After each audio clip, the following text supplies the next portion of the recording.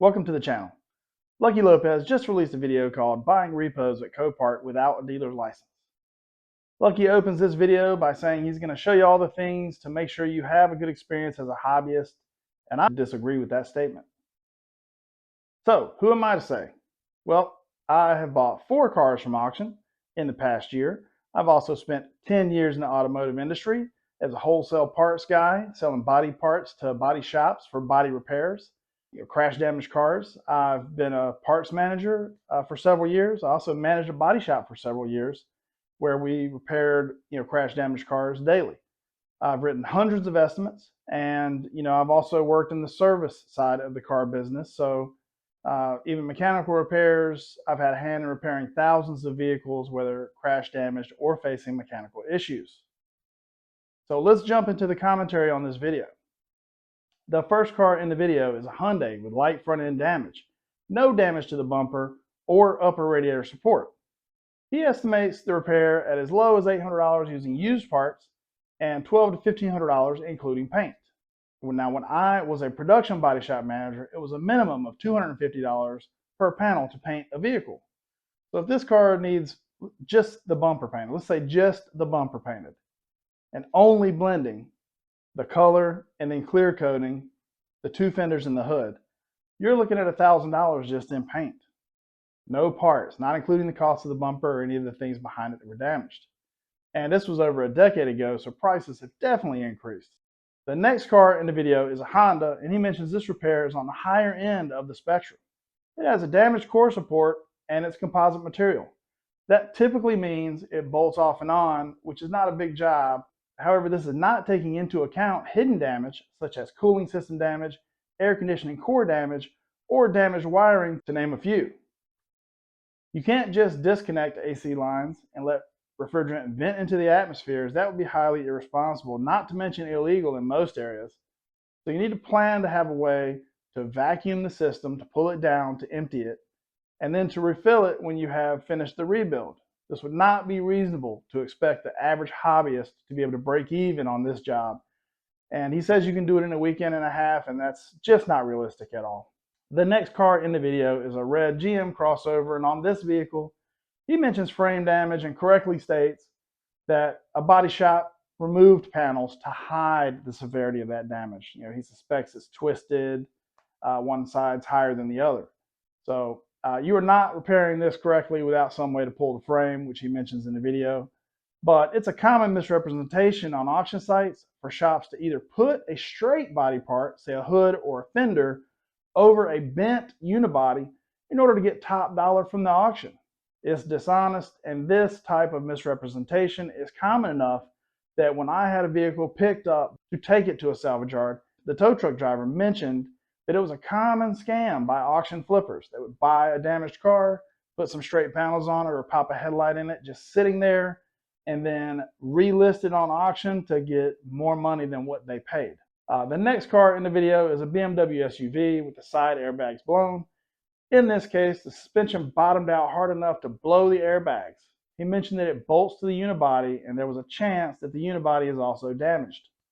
Spotting this in an auction listing would be very difficult to do, so definitely be wary if you see a car with blown bags. Not to mention, most of the easier hits mentioned in the video up to this point may also have blown front airbags, meaning the dash has to come out to be replaced, and the windshield will likely take damage if the front passenger airbag goes off.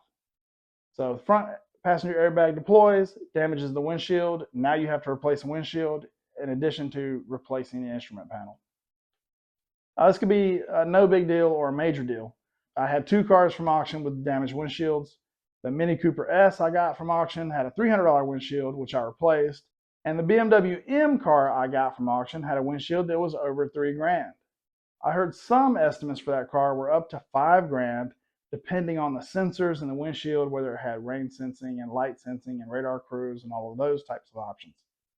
I ultimately sold this car back to auction at a loss when I saw how badly it was misrepresented.